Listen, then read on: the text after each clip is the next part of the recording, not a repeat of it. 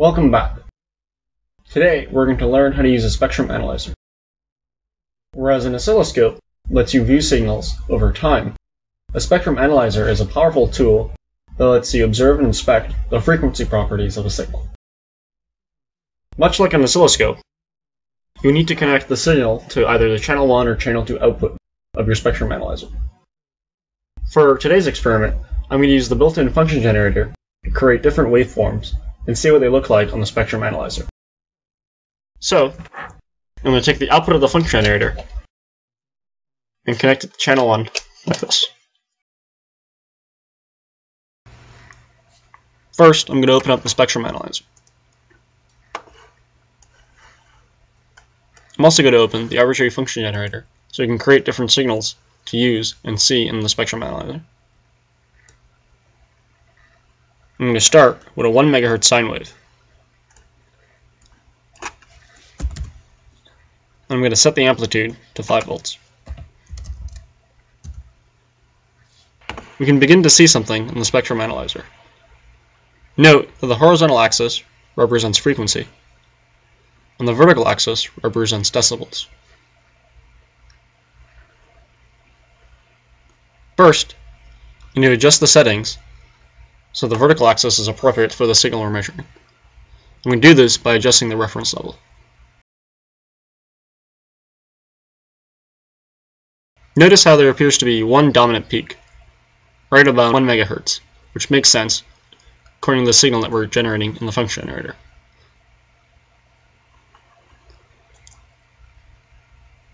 The strength of this peak, as well as its frequency, is displayed here.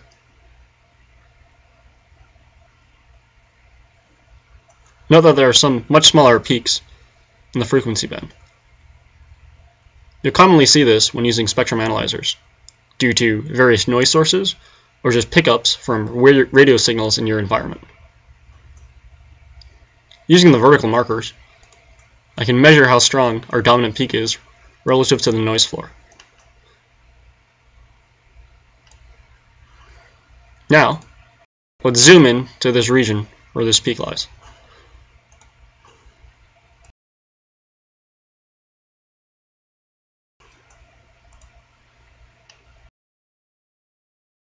Note how there appears to be a little bit of bleeding from the peak. This is due to the fact that the FFT in the spectrum analyzer only uses a finite time interval. Because of this, windows are commonly used. Different windows are available for use. You can play around and choose different ones depending on your application.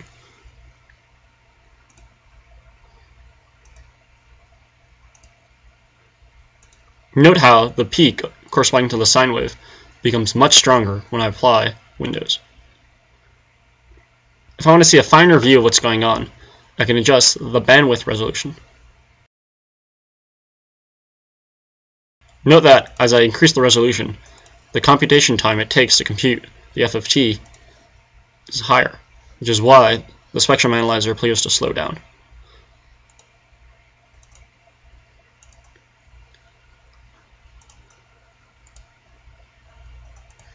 You can see how the peak moves as I adjust the frequency of the sine wave.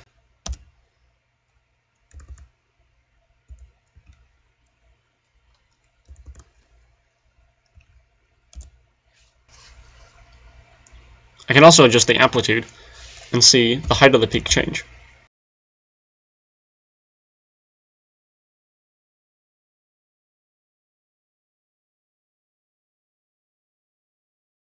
Whereas a sine wave will tend to just produce a single strong peak, different types of waveforms will generate different frequency responses.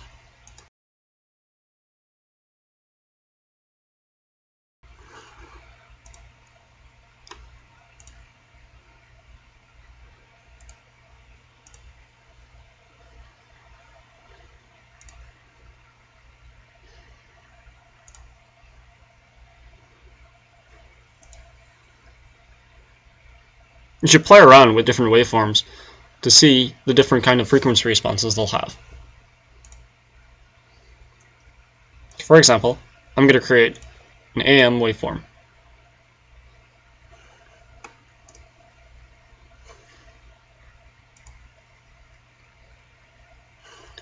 Let's zoom in to the peak at around 1 MHz corresponding to the carrier frequency.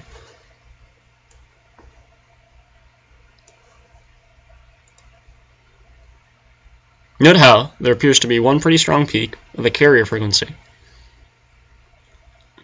and then two peaks around it. The positioning of this peak is given by the modulating signal.